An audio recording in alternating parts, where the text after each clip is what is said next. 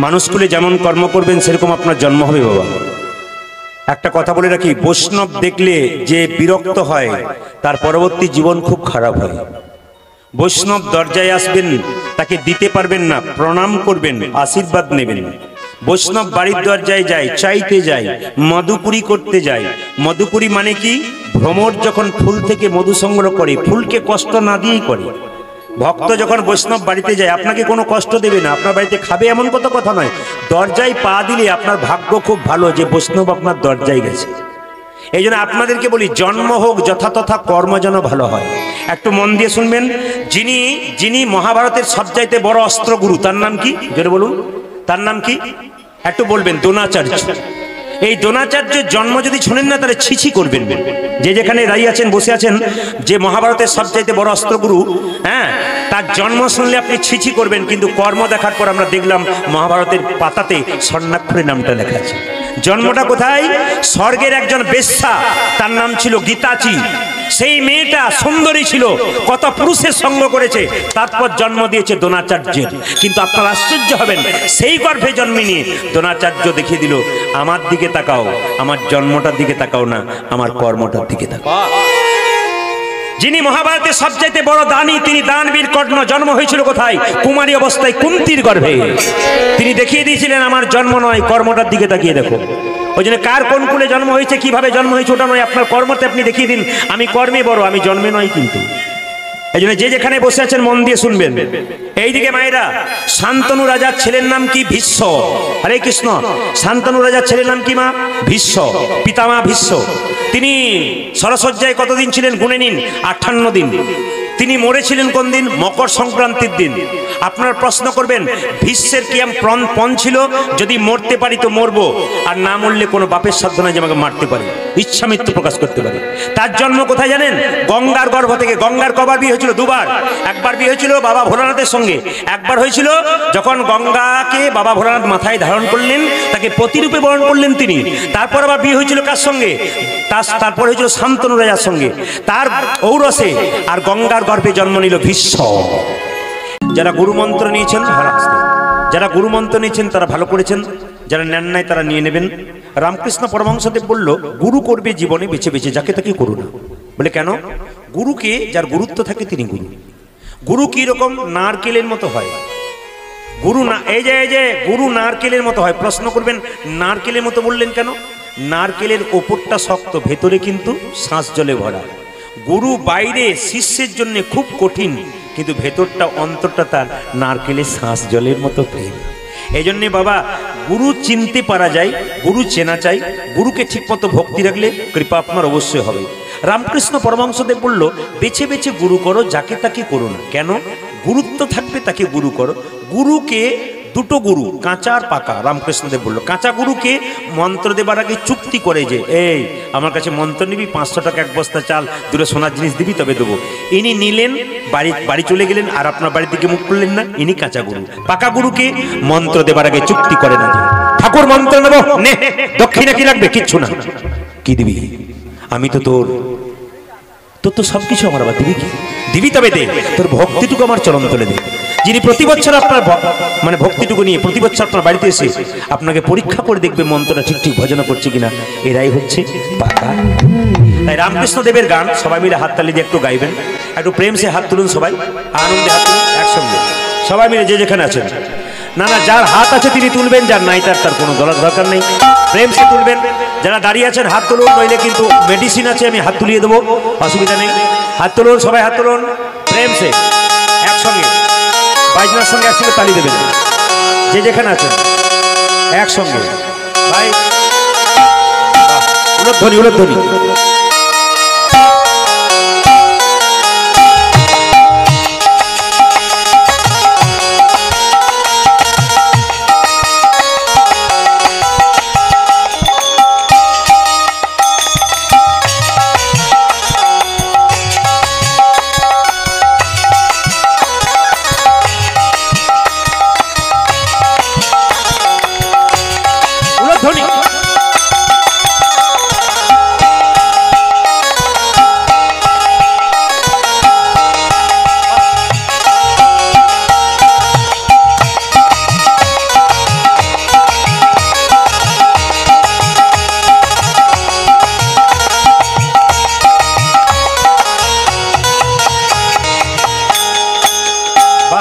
খুশি খুব। আচ্ছা, হাত তালি দিচ্ছেন তার মানেটা কি? বাড়িতে একটা গাছ থাকবে, গাছের নিচে সন্ধ্যাবেলায় তালি দেবেন, যে পাখিগুলো থাকবে উড়ে চলে যাবে। তত্ত্ব কি বলছে? দেহটা একটা গাছ, কিছু পাপরূপী পাখি আছে কারা? কাম, ক্রোধ, লোভ, মোহ, মদ, মাশ্চর্য। যত তালি দেবেন এর আস্তে আস্তে উড়বে আর আপনার গোবিন্দ পাওয়ার পথ পরিষ্কার হবে। এইদিকে মায়েরা হাততালি দেবেন কেন? দেখবেন অনেকে বলে আমার কপাল কত মন্দ, একবার জ্যোতিষের কাছে, গণকের কাছে যাই, হাতটা দেখায়, যদি কিছু দেয় তাহলে উদ্ধার হবে। জ্যোতিষ কি বলে? তোমার বৃহস্পতি লক্ষণ খুব খারাপ, এই দেখো তোমাকে। এখানে কোনো জ্যোতিষ থাকলে রাগ করবেন না, ব্যবসা নষ্ট হবে না আপনার। বলছে কিচ্ছু করতে হবে না, কোনো স্টোন নিতে হবে না, পাথর নিতে হবে না, কোনো মাদুলি নিতে হবে না, কবজ নিতে হবে। কি করলে হবে না? যদি হরিনামে তালি দেন না, এই হাতের যে দুর্ভাগ্য রেখা ছিল সব রেখাগুলো আবার সৌভাগ্য হয়ে যাবে। আপনারা সবাই যারা ভাগ্যবান হতে চান, ভগবানের কৃপা পেতে চান, তা সবাই মিলে তালি দেবেন। তবে একটা কথা বলি, হরে কৃষ্ণ নামে তালি দেবেন আস্তে। হরে কৃষ্ণ মহামন্ত্র করবেন, অন্য মহামন্ত্র বলবেন না। এটা হচ্ছে কলিযুগে, এইটা হচ্ছে কলিযুগের সর্বশ্রেষ্ঠ মন্ত্র। হরে কৃষ্ণ কৃষ্ণ কৃষ্ণ হরে হরে, হরে রাম রাম রাম হরে হরে। অনেকে বলে আমি কালী নাম করবো, আমার আর দরকার নাই, উদ্ধার হয়ে যাবে। এগুলো সস্তা নাম। আমি দুর্গা নাম করবো, উদ্ধার হয়ে যাবে। এগুলো সস্তা নাম। আর দামি নাম কোনটা? মহাপ্রভুর দেওয়া 16 নাম 32 অক্ষর, এইটা দামি নাম। ও মায়েরা, সস্তার অবস্থা ভালো না খারাপ? কম দামে কিনে মোজা, বাড়ি ফিরে গেল সোজা, কিছুতে ঢোকে না হাতে, তাই শেষে পস্তা না। আমি একবার ট্রেনে গান করতে যাচ্ছিলাম, প্রচণ্ড গরম গত বছর। তো ট্রেনে একজন পাখা বিক্রি করছে, ভাই 10 টাকাতে এমন পাখা দেবো, চিরকাল একই রকম থাকবে, ভাঙবেই না। এটাকে বললাম বের করতো 10 টাকা করে। যেই না মায়েরা 10 টাকা করে বের করেছি, একটা করে পাখা নিয়েছি, আর যেই না পাখাটা দুবার ঘুরিয়েছে, অমনি পাখার কাঠি ছেড়ে। আমি বললাম দাদা, এই আপনার সস্তা পাখা 10 টাকা, অবস্থা কত খারাপ, কাঠি ছেড়ে চলে গেল। বলছে দাদা সস্তা পাখা কিনবেন আর ব্যবহারের নিয়ম জানবেন না। বললাম কীরকম ব্যবহার? বলে ব্যবহার করা চাই। বলে কীরকম? পাখা ঘোরালে হবে না, পাখা ধরবেন, মাথা ঘোরালে দেখবেন আপনার পাখা কোনোদিন ভাঙবে না। ওই জন্য আপনাদের কাছে নিবেদন, সস্তা নাম করবেন না, দামি নাম করবেন। হাত তুলে একসঙ্গে বাজাও। দিন তোর আনন্দে যাবে ভাবলে গুরু না, গুরু ব্রহ্মা গুরু বিষ্ণু গুরু ভগবান। দিন তোর আনন্দে যাবে ভাবলে গুরু না, গুরু ব্রহ্মা গুরু বিষ্ণু গুরু ভগবান। গুরু ব্রহ্মা গুরু বিষ্ণু গুরু ভগবান। আজ দিন তোর আনন্দে যাবে ভাবলে গুরু না, গুরু ব্রহ্মা গুরু বিষ্ণু গুরু ভগবান। ভাইকে বলবো বাবাকে একটু নিয়ে নাও। কেন বলতো? এই গানটা যখন 5 দিন পরে বেরোবে, তখন 2-4 জন মা বলবে কি কষ্ট তখন ছিলাম, ভাগ্যে দিয়েছিলাম, নইলে হাতগুলো দেখ আমার কি সুন্দর উঠছে। আর পাশের যদি না দেয় তাহলে হাত উঠবে না, বাবার ছবিটাও সুন্দর উঠবে। একবার ভালো করে তুলে নাও। যারা তালি দিচ্ছে ভালো করে তুলে নাও, যারা দিচ্ছে না তাদের বেশি করে তুলে নাও, দেখতে পাবে যে আমরা কি করেছি। হাত তুলুন। দিন তোর আনন্দে যাবে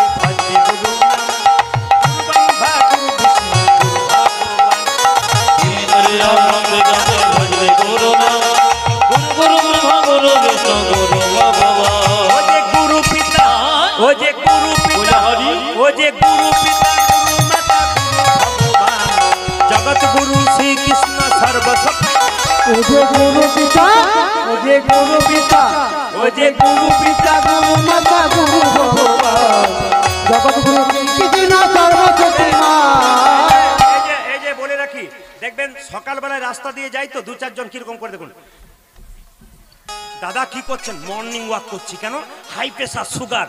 কিছু করতে হবে না, যদি এরকম করে আনন্দে তালি দিতে পারেন, এতে গোবিন্দর কৃপা তো হবেই, তার সঙ্গে দেহ রোগ পর্যন্ত চলে যাবে। এ বৈষ্ণবের নিয়ম। হাত তুলে। দিন তোর আনন্দে যাবে ভাজবে গুরু নাম, গুরু ব্রহ্মা গুরু বিষ্ণু গুরু ভগবান। আনন্দে যাবে ভাজবে গুরু নাম, গুরু ব্রহ্মা গুরু বিষ্ণু গুরু ভগবান। ও যে গুরু পিতা, ও যে গুরু পিতা, ও যে গুরু পিতা, গুরু মাতা গুরু ভগবান, জগৎ গুরু শ্রীকৃষ্ণ সর্বশক্তিমান। ও যে গুরু পিতা, ও যে গুরু পিতা, ও যে গুরু পিতা, গুরু মাতা গুরু ভগবান, জগৎ গুরু শ্রীকৃষ্ণ সর্বশক্তিমান। আপনারা সবাই তালি দিচ্ছেন, 2-4 জন। ও যে গুরু পিতা, উনি দেখছেন কত হাত ছেড়ে দিয়েছে, এখন হাত ছেড়ে দিয়েছে। এখন যেগুলো রেখেছিল না, বললাম মেডিসিন দিলে ছেড়ে যাবে, এখন যারা বলছে গুরু পিতা, মানে দেখলো যে লজ্জায় পড়ে গেলাম। আপনার ছেলে দেবে না আপনি না দিলে। এই জন্য আপনাদের সবাইকে বলবো প্রেম সে, ও যে গুরু পিতা, ও যে গুরু পিতা, গুরু মাতা, গুরু ভগবান, জগৎ গুরু শ্রীকৃষ্ণ সর্বশক্তিমান। আমার গুরু পিতা, গুরু পিতা, হাই হাই গুরু পিতা, গুরু মাতা, গুরু ভগবান, জগৎ গুরু শ্রীকৃষ্ণ সর্বশক্তিমান। দিনদর আনন্দে যাবে ভজবে গুরু নাম, গুরু ব্রহ্মা, গুরু বিষ্ণু, গুরু ভগবান। আরে দিনদর আনন্দে যাবে ভজবে গুরু নাম, গুরু ব্রহ্মা, গুরু বিষ্ণু, গুরু ভগবান। দিনদর আনন্দে যাবে ভজবে গুরু নাম, গুরু ব্রহ্মা, গুরু বিষ্ণু, গুরু ভগবান। দিনদর আনন্দে যাবে ভজবে গুরু নাম, গুরু ব্রহ্মা, গুরু বিষ্ণু, গুরু ভগবান। আরে দিনদর আনন্দে যাবে ভজবে গুরু নাম, গুরু ব্রহ্মা, গুরু বিষ্ণু, গুরু ভগবান। দিনদর আনন্দে যাবে ভজবে গুরু নাম, গুরু ব্রহ্মা, গুরু বিষ্ণু, গুরু ভগবান। দীনপঞ্চাননে গাই গৌরাঙ্গ চরিতে, পুরবের ভাব গোরা মনেতে পড়েছে। সাধু গুরু বৈষ্ণবের চরণে প্রণাম জানিয়ে প্রেম সে বলুন রাধা রানী কি। যারা দাঁড়িয়ে আছেন তারা বলবেন রাধা রানী কি। যে পরিমাণ ভক্ত হয়েছে একটু জোরে আশা করছি রাধা রানী কি। যাক বেড়েছে আরো বাড়বে, যত সময় বাড়বে তত বাড়বে, যত খিদে খুলবে তত জয়। আর বেরোবে না তখন, আমি তখন বুঝে নেবো যে এবার আমাকে বন্ধ করতে হবে। আর যখন পাওয়ার ঠিকই থাকবে তখন আমি যেভাবে বসেছেন আজকে সিদ্ধান্ত নিয়ে নিলাম আমি 3টে পর্যন্ত কীর্তন করব। না না না, 3টে শুনে আপনারা আনন্দ পাবেন না, এদের খুব দুঃখ হচ্ছে 3টে শুনে। 3টে মানে আমি বেলা 3টে বলি নাই, 3 ঘন্টার কথা বলেছি।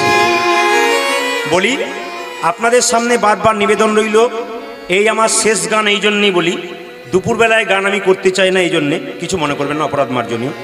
কারণ দুপুরবেলায় গান করলে আমাদের অনেক দূর বাড়ি যেতে হয়। এখন এদের 7 জনের 7 জায়গায় বাড়ি, সবাইকে পৌঁছাতে হয়। আবার কাল থেকে সকালে আমাকে বহরমপুর মুর্শিদাবাদ বেরোতে হবে। রাত্রি 12টা যদি বাড়ি পৌঁছে তাহলে বাড়ির লোকের সঙ্গে তার আলোচনা আছে কাল কী কী কাজ আছে কি না, এগুলো তো করতে হয় নাকি, সংসারবদ্ধ জীব আমরা।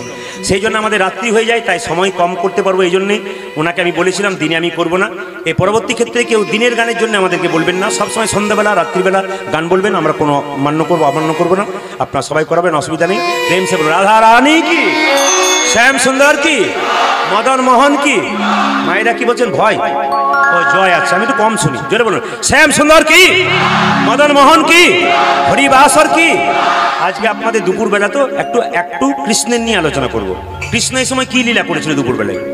ভগবান যে লীলাটি করেছিল, গোষ্ঠে গিয়ে কালিয়নাগকে একটু দমন করেছিল, তাই তো? এটা কিন্তু পারফেক্ট সময় ভগবানের লীলা।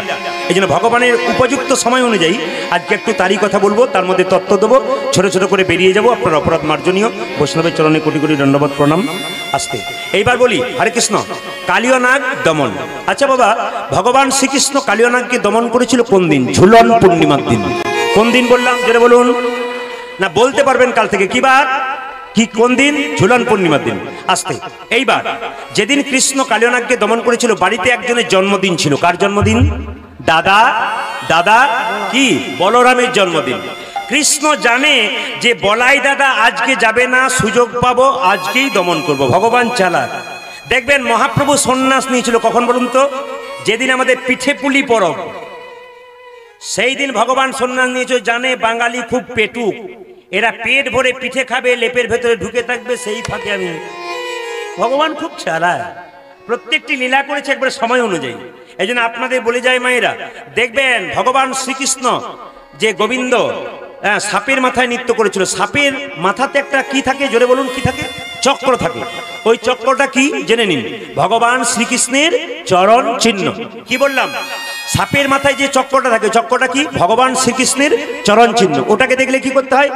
প্রণাম করতে হয়। না কাছে যাবেন না, ফল তো, কিন্তু দূর থেকে প্রণাম করবেন। কৃষ্ণকে প্রণাম করলে কৃপাময় গোবিন্দ আপনার ঠিক করে দেবে।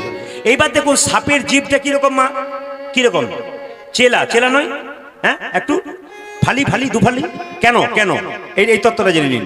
গরুর তার মায়ের দাসিত্ব মোচনের জন্য স্বর্গ থেকে অমৃত এনে কদম্ব বৃক্ষের উপরে রেখেছিল বৃন্দাবনে। এখন যদি কেউ বৃন্দাবনে যান, কিছু থাকার না থাক, বৃন্দাবনে একটা জিনিস খুব জলজল করছে, কি বলুন তো? কদম্ব বৃক্ষ। আপনার প্রশ্ন করবেন, এত জিনিস চলে গেল, ভগবান লীলা করে গেছেন, কদম গাছটাকে রাখলেন কেন? কদম গাছটা তত্ত্ব আছে, শাস্ত্র বলছে কদম্ব বৃক্ষটা হলো স্বয়ং মা লক্ষ্মী। আর কদম গাছটা বেঁচে আছে কেন? ভগবান হলো পরশমণি, পরশমণিকে লোহায় স্পর্শ করলে সোনা হয়ে যায়। তাই পরশমণি ভগবানের চরণ পেয়ে কদম্ব বৃক্ষটা এখনো যেমনটা তেমনই রয়ে গেছে। আর কেন কদম্ব বৃক্ষটা ওই রকমই রয়ে গেল? তার কারণটা কি বলে দিই। ভগবান শ্রীকৃষ্ণ কদম্ব বৃক্ষে দেখেছিল কি? অমৃত এনেছিল কে? স্বর্গ থেকে গরু। সেই অমৃতের স্পর্শ পেয়ে যেমন অমর হয়ে যায় মানুষ, এখনো পর্যন্ত কদম গাছটা অমর হয়ে আছে। এইবার দেখুন, ওই কদম্ব বৃক্ষে যখন অমৃত রেখেছিল, সাপগুলো মনে মনে ভাবছিল যদি ঘাসের মধ্যে একটু পড়ে যায়, আমরা চেটে চেটে খাবো, অমর হয়ে যাব, আমরা আর মরবো না। কিন্তু চাটতে গিয়ে দেখলো অমৃত তো নেই, বরং যে ঘাসে চাটছিল ওই ঘাসগুলোর নাম হচ্ছে এরকা ঘাস, ওটাকে কুশ ঘাস বলা হয়, দেখবেন খুব ধারালো ঘাস। ওই চাটতে চাটতে চাটতে চাটতে সাপের জিভটা দুফালি হয়ে গেছিল। তখন থেকে বাবা সাপের জিভ হয়ে গেল দুফালি। ভগবান শ্রীকৃষ্ণ যেদিন কালিয়ানাগকে দমন করেছিলেন, আশ্চর্য হবেন আপনারা, সেই দিন বৃন্দাবনে একটা সূর্য নয় 12টা সূর্য উঠেছিল। প্রশ্ন করবেন 12টা সূর্য উঠলো কেন? আসলে ভগবানের সবই তো লীলা। ভগবান যখন কালীদহের জলে ঝাঁপ দিয়েছে না, তখন থরথর করে কাঁপছে।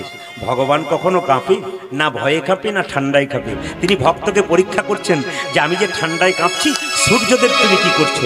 সখাগণ কেঁদে কেঁদে বলল, হে সূর্যদেব, আমাদের গোবিন্দ জলে ঝাঁপ দিয়েছে, থরথর করে কাঁপছে, তুমি আজ এক নয়, তুমি বহু হয়ে উদ্ধার, বহু হয়ে উদয় হও। সূর্যদেব সেদিন 12টি সূর্যরূপে উদয় হয়েছিল বাবা। সেই কালিয়ানাগ বাস করছে কোথায়? পদটা গাওয়ার পর আমি ব্যাখ্যাটা করব। কালীদহের কালো জলে পদকর্তা বর্ণনা করছে, কালিন্দির এক দহে কালী নাগ তাহে রহে, কালীর এক দহে কালী নাগ তাহে রহে, কালিন্দির এক দহে কালী নাগ তাহে রহে, কালিন্দির এক দহে কালিনা রহি চাহি, বিষ জলে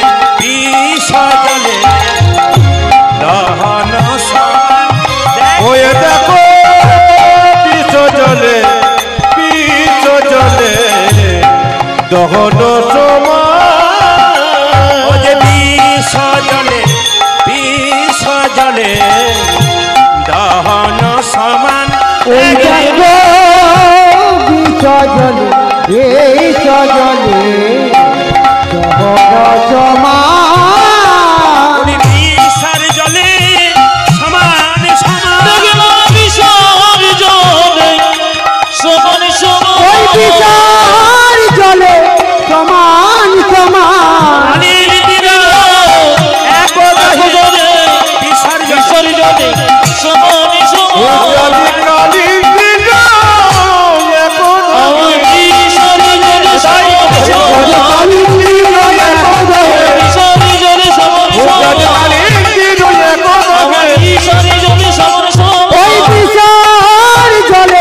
সমান সমান,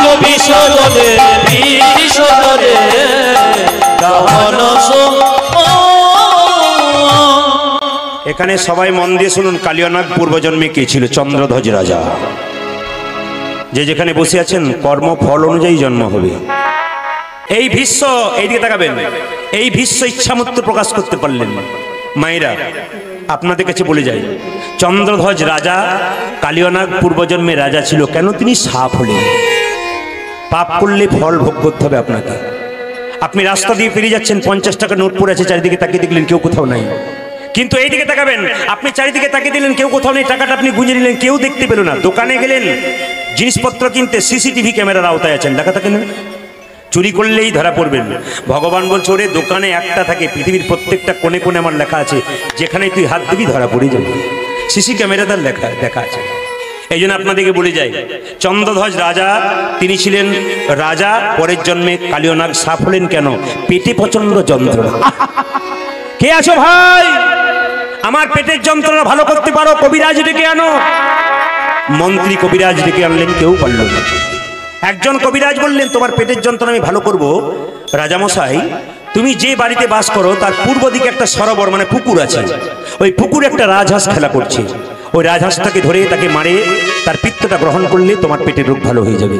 কিন্তু আশ্চর্যের ব্যাপার, রাজহাঁসটাকে ধরে আনলো, অবাক হয়ে যাবেন, রাজহাঁস নিজের মুখে কথা বলছে, রাজামশাই আমাকে না মেরে যদি আপনার পেটের রোগ ভালো হয় আপনি উপায় বলে দেবো। বলে ভালো। যে সরোবর থেকে আমাকে তুলে আনলেন, সেই সরোবরের উত্তর দিকে একটা গাছের উপর এক মুনি বসে আছে, বৈষ্ণব, পা দুটোকে দুলিয়ে বসে আছে। তুমি যাও, সোনার পাত্র নিয়ে তার কাছে ছুটে যাও, তার চরণ ধোয়া জল তুমি পান করতে পারলে তোমার পেটের রোগ ভালো হয়ে যাবে। রাজা বলে, কথা মা, লোহার পাত্র নয়, তামার পাত্র নয়, সোনার পাত্র নিয়ে গেলেন। মণিবর, তুমি তোমার ডান পাটা এগিয়ে দাও। ডান পাটা যখন এগিয়ে দিল, জল দিয়ে ধোয়াচ্ছে, পুঁজ আর রক্ত। ছি, এই জল আমি পান করতে পারবো না। মণিবর, তুমি তোমার বাম পাটা এগিয়ে দাও। যে না বাম পাটা গিয়েছে, পুঁজ রক্ত তো রয়েছে, পোকা কিলবিল কিলবিল করছে। ছি, এই জল আমি পান করতে পারবো না। কিন্তু একটা ভালো কাজ করলো, কি?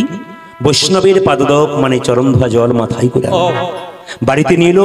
চন্দ্রধরা যার দুটো স্ত্রী ছিল, দুজন স্ত্রী বললো, স্বামী, তুমি বৈষ্ণবের চরণ ধোয়া জল পান করতে পারলে না? আমার তো রুচিতে বাঁধলো, তবে মাথায় করে নিছো? হ্যাঁ, দাও, আমাদের দুজনকে যাও।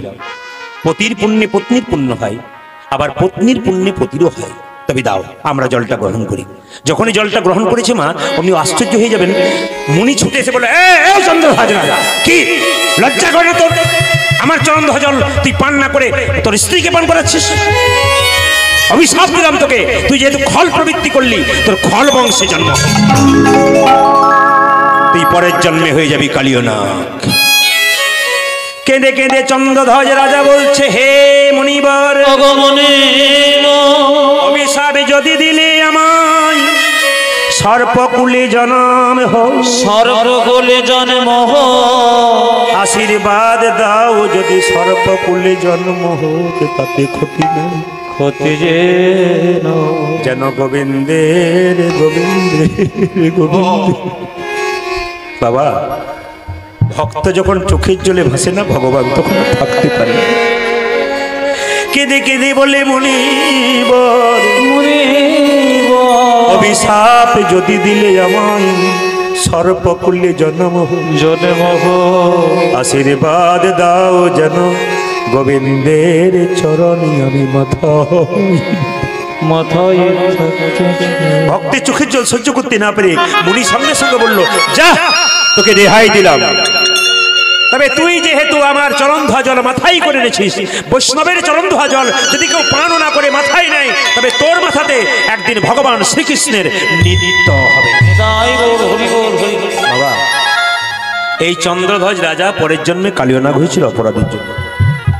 ভগবান শ্রীকৃষ্ণের জন্ম হয়েছিল কোথায়? জোরে বলুন, ভগবান শ্রীকৃষ্ণের জন্ম কোথায়? কোথায়? জেলখানায়, নাকি নাকি?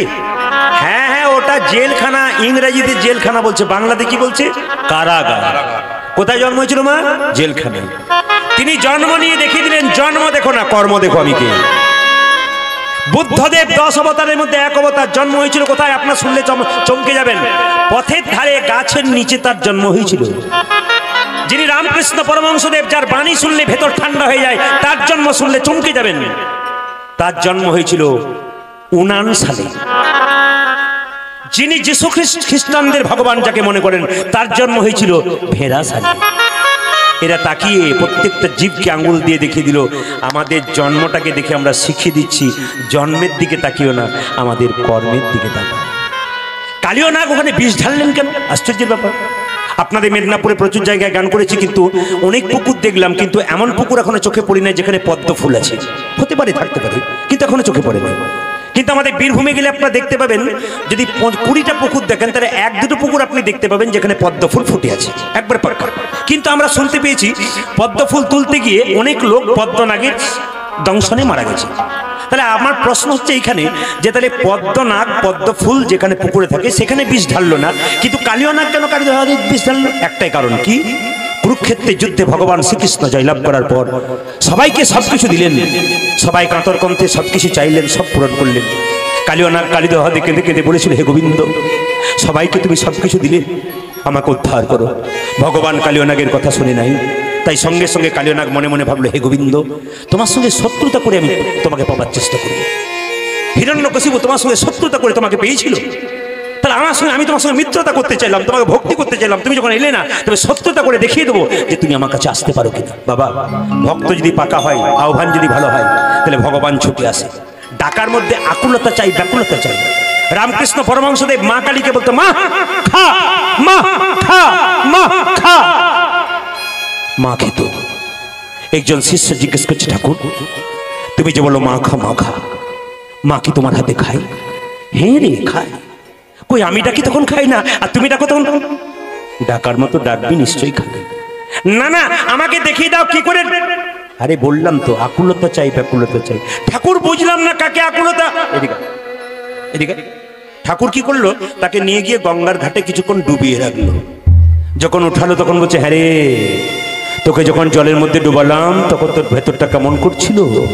ঠাকুর ভেতরটা আমার আকুপাকু আকুপাকু করছিল, এই বুঝি প্রাণটা বেরিয়ে যাবে।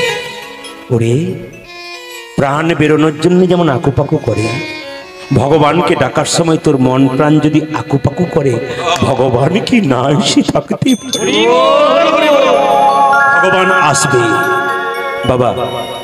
আসলে কালিয়ানাগ যখন এইভাবে দেখেছিল ভগবান আসে নাই, তখন কি করলো, দাঁড়াও শত্রুতা করবো, এমন বিষ ঢালবো না এই জলের মধ্যে যে বিষের বাতাসে এই পথ দিয়ে যারা বেরোবে তা ছটফট ছটফট করে মরবে, আর মৃত্যুর আগে তোমাকে ডাকবে। আর তোমাকে যখন ডাকবে তখন তুমি এই জায়গাতে আসবে, আমাকে যেতে হবে না, আমি এখানে বসেই তোমার চরণ লাভ। তাই লক্ষ্য করুন মায়েরা, কালিয়ানাগ এমন বিষ ঢাললেন, পদকর্তা বলছে তাহার উপরে বাই।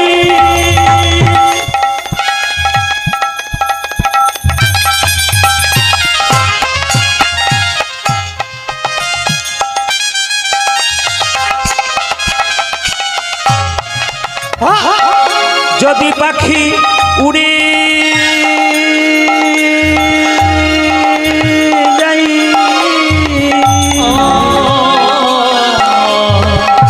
তাহার উপরে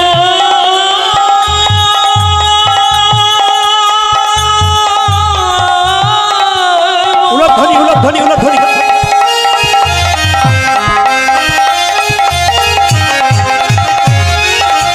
পাখি উড়ে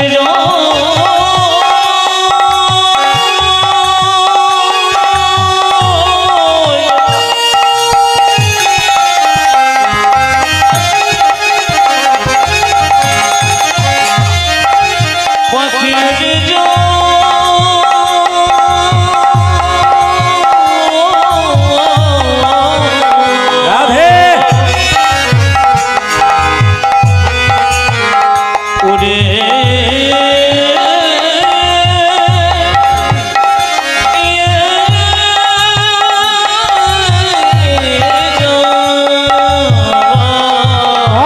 তাহার উপরে বাই।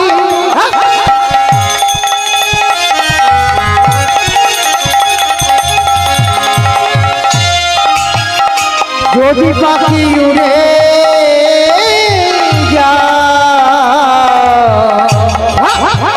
তাহার উপরে বাই, যদি পাখি উড়ে যাই। অজি তাহার উপরে যদি পাখি উড়ে যায়, বিষের জ্বালাই বিষের জ্বালাই তেজয়ে প্রাণ ত্যাগী রে। বিষের জ্বালায় তেজয় প্রাণ। বিষের জ্বালাই বিষের জ্বালাই তেজয়ে প্রাণ ত্যাগী রে। বিষের জ্বালায় বিষ জ্বালায় জয়ে পড়া। আমরা কোনো অপরাধ করি নাই প্রভু, আমরা কোনো অপরাধ করি না প্রভু, কোনো অপরাধ করি নাই প্রভু, আমরা কোনো অপরাধ করি নাই প্রভু। বিনা দোষে প্রাণ হারালাম, কোনো অপরাধ করি নাই প্রভু, ওকে বিনা দোষে প্রাণ হারালাম। কোনো অপরাধ করি না প্রভু, বিনা দোষে প্রাণ হারালাম। কোনো অপরাধ করি না প্রভু, বিনা দোষে প্রাণ হারালাম। কোনো অপরাধ করি না প্রভু। আমরা কোনো অপরাধ করি নাই প্রভু। বিসর্জনে বিসর্জনে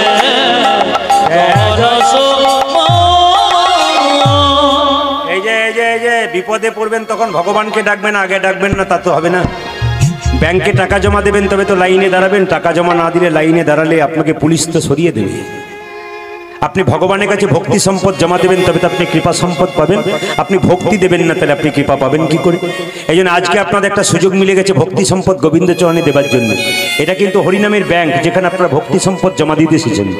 এই আসরে বসে যারা ভক্তিপূর্ণভাবে কীর্তন শুনে ভক্তি সম্পদ গোবিন্দ চরণে দেবেন, একদিন আপনার বয়স হবে, তখন আপনি চোখে দেখতে পাবেন না, রাস্তা দিয়ে চলে যাবেন, কানে শুনতে পাবেন না, পায়ে হাঁটতে পারবেন না, হাজার দিকে বজ্রপাত হবে, ভক্তের মাথায় বজ্রপাত হবে না। কেন? আপনি আগে থেকে ভক্তি সম্পদ জমা মা দিয়ে দিয়েছে। হরি বল, হরি বল। এই জন্য বলে রাখি, বাড়িতে কিছু কাজ করবেন, যে কাজগুলো করলে আপনি গোবিন্দচরণ পাবেন, একটা একটা করে বুঝিয়ে দিই, মন দিয়ে শুনবেন মায়েরা। সবচাইতে বাড়ির মহত্বপূর্ণ জায়গা কোনটা? জোরে বলবেন। আপনার তুলসী মন্দির। হরে কৃষ্ণ। যে যেখানে বসে আছেন, সবচাইতে বাড়ির দামি জায়গা কোনটা? তুলসী মন্দির। যার বাড়িতে তুলসী মন্দির আছে সেটা ভগবানের বাড়ি, আর যার বাড়িতে তুলসী মন্দির নেই ওটা হলো জমের বাড়ি। হরে কৃষ্ণ। এই যে তুলসী মন্দিরটাকে আপনারা যত্ন করে রাখবেন, একটা একটা করে বুঝিয়ে দিই, মন দিয়ে শুনে নিন। তুলসী গাছে জল দেবেন, অনেকে দেখবেন ভিজে কাপড়ে দেয়। শাস্ত্র কোনো জায়গায় বলে নাই ভিজে কাপড়ে দিতে, সবসময় শুকনো কাপড়ে দেবেন। প্রশ্ন করবেন ভিজে কাপড়ে দেবো না কেন? যে ভিজে কাপড়টা করে আপনি জল দেবেন, সেই জল যখন পায়ে ঠেকবে, সেই পায়ে মাখানো জল মন্দিরে যাবে, এই জন্য অপরাধ হয়। তুলসী মন্দিরের সামনে কোনো জুটো চটি রাখবেন না, মহা অপরাধের ভাগী হতে হবে আপনাকে। তুলসী মন্দিরের সামনে কোনো ময়লা নোংরা জিনিস রাখবেন না, তাহলে মহা অপরাধের ভাগী হতে হবে আপনাকে। এইবার বলে দিই, সূর্য ডোবার পরে কেউ কোনদিন তুলসী পাতায় হাত দেবেন না, তাহলে আপনি তো অপরাধীর ভাগী হবেন, সারা জীবন আপনাকে কষ্ট পেতে হবে। কথাগুলো শুনবেন, জীবনে কাজে লেগে যাবে। ওই জায়গাতে ভগবান আছে কেন? কৃষ্ণ প্রেয়সী তুলসী। সিনেমা দেখেছে কম বয়সের ছেলেরা, আপনারা অনেকে দেখেছেন, নায়কের সঙ্গে নায়িকার প্রেম, কিন্তু নায়কের সঙ্গে ভিলেনের ঝগড়া। ভিলেন যখন নায়ককে পারে না, তখন নায়িকাকে ধরে একটা বাড়িতে আবদ্ধ করে রেখে দেয়। ভিলেন জানে নায়িকাকে ধরলে নায়ক ছুটে আসবে। এখানে কৃষ্ণ প্রেয়সী নায়িকাকে তুলসী, তাকে যদি কণ্ঠে রাখি, তাকে যদি বাড়িতে রাখি, ভগবান এখানে ছুটে আসবেই, আপনার কোনো চিন্তা নেই, আসবেই পাক্কা। এবার বলে দিই আপনাদেরকে, তুলসী মন্দিরে জল দেবেন, কিন্তু ভিজে কাপড়ে দেবেন না মায়েরা, লাল পেরে সাদা শাড়ি পরে দেবেন যদি পারেন। দাদা ভাইরা ধুতি পরে দেবেন। বৈষ্ণবদের কথা তো বলবো না, ওনারা তো একবারে পথের প্রতীক হয়ে আছেন, ওনাদের জন্য নয়, সাধারণ মানুষের জন্য। আপনার দাদা ভাইরা সময় পান না, এক কাজ করবেন, একটা গামছা পরবেন কিংবা ধুতি করবেন। হাজার কাজ থাক, আপনি স্নান করার পর খেতে পারেন, 2 মিনিট সময় নিন তুলসী গাছে জল দেওয়ার জন্য, মঙ্গল আছে। আপনি 1 বছর দিন দেখবেন আপনার জীবনটা পরিবর্তন হয়ে গেছে। শুধু শুনুন আর জীবনে কাজে লাগান। শুনবেন, চলে যাবেন, ব্যবহার করবেন না, লাভ নেই আপনার জীবনে। এই জন্য আপনাদেরকে বলে যাই, তুলসী মন্দিরে যখন জল দেবেন, প্রত্যেকটি বাড়ির যতজন আছেন সবাইকে শিখিয়ে দেবেন, জল দাও, শান্তি আশ্রয় ভালো হবে আপনাদের জায়গাটা। এইবার বলি, তুলসী মন্দিরে যখন জল দেবেন, তখন হরে কৃষ্ণ মহামন্ত্র নামটা বলতে বলতে জল দেবেন। কিন্তু গলায় কাপড় দিয়ে মায়েরা তো দেয়, বৈষ্ণবরা তো দেয়, আপনারা কিন্তু গলায় একটা কাপড় দেবেন। একটা গামছা পরেছেন, আর একটা গামছা গলায় দেবেন। এখানে বৈষ্ণব মণ্ডলী যারা এসছেন, গলায় একটা উন্নি নিয়ে এসছেন। কেন নিয়ে এসছেন কেউ বলতে পারবেন? গলায় উন্নিটা কেন নিলেন? হ্যাঁ, বলে দিই আপনাদেরকে, একটা প্রমাণ দিয়ে দিই আপনাদেরকে। যেমন দেখবেন বাবার শ্রাদ্ধ হচ্ছে, তখন আমার বাবা তো এবছর চলে গেছেন, ঠিক ভাদ্র মাসের 21 তারিখে তিনি চলে গেছেন আমাকে ছেড়ে। হঠাৎ মাত্র বলা চলে না, 81 বছর বয়স, কিন্তু যদি আমার বাবাকে কেউ দেখতেন, কেউ বলতেন না উনি 81 বছর বয়স। একবার শক্ত সমর্থ, একবারে ডাক্তারবাবু মানুষ ছিলেন, খুব হিসাব মতো খাওয়া দাওয়া করতেন, হিসাব মতো চালচলন করতেন, ব্যবহার করতেন, শরীরকে ফিট রাখতেন। আমাকে বলতো, কীর্তন করছিস, আগে দেহটাকে রক্ষা করতে হয়, ফুডিং ভালো দে, নিরামিষ খাবি কিন্তু ভালো ফুডিং দিবি, যেন শরীর তো ঠিক থাকে আর কি।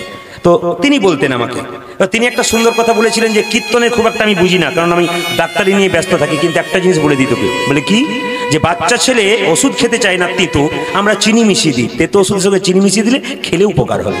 তা তত্ত্ব খুব একটা বুঝি না, সবাই তার তত্ত্ব বোঝে না। বৈষ্ণব মণ্ডলী বলে বইপত্র যারা পড়ে তারা বোঝে, এ সাধারণ খেটে খাওয়া মানুষ যারা কীর্তন শুনতে এসছে তারা তত্ত্ব কি বুঝবে? বুঝতে পারবে না। ওই জন্য বাবা বললে এক কাজ করে চিনি মিশিয়ে দিবি। ওই জন্য কীর্তনের মাঝে মাঝে মাঝে বাস্তবকে একটু ঢুকিয়ে দিই। ওই জন্য বাবা বললে এটা ঢুকিয়ে দিবি, দেখবি সবাই এক মনে ঠিক মতো নিতে পারবে। এই জন্য বলে দিই আপনাদেরকে, মন দিয়ে শুনবেন। এই দেখবেন বাবা মারা গেল, তখন একজন আমাকে বৈষ্ণব বললো, প্রদীপ তুই তো সবই জানিস বাবা, তোকে আর বলার কিছু নেই, তবে এক কাজ কর, যারা সেবাতে বসছে না গলায় কাপড়টা নিয়ে যা, নিয়ে বল ভালো হয়েছে তো সেবা, প্রসাদ ভালো হচ্ছে তো। তার মানে কি, আপনি যখন জল দেবেন, যখন বৈষ্ণবকে সেবা করাবেন, যখনই যা করবেন, তখন গলায় কাপড়টা দিয়ে করলে আপনার বিনয়ী ভাব আসবে। ওই জন্য বৈষ্ণবের এখানে উন্নীত থাকে না বিনম্রতা। যখনই এটা দিলেন, যে গাছে ফল ধরে সেই গাছটা উঁচু হয় না নিচু হয়? জোরে বলুন। হয়তো কোনো একজন উঁচু হয় বলছে, এমনি করে দেখাচ্ছে উঁচু হয়, বলছে আমার ঘরের কথা মনে করছে, আমি কি তোমার কীর্তন শুনছি? খালি আমাদের পাড়ার কজন এসছে, এদিক ওদিক তাকিয়ে দেখছি ওরা বসে গেল নাকি, এই চিন্তা করছি। না না, ও চিন্তা করবেন না, আজকে ভগবানের চিন্তায় বসেছেন। এই চিন্তা করলে হবে না, আজকে আপনি পাবেন, তবে এইটাকে আগে ঠিক করে যান।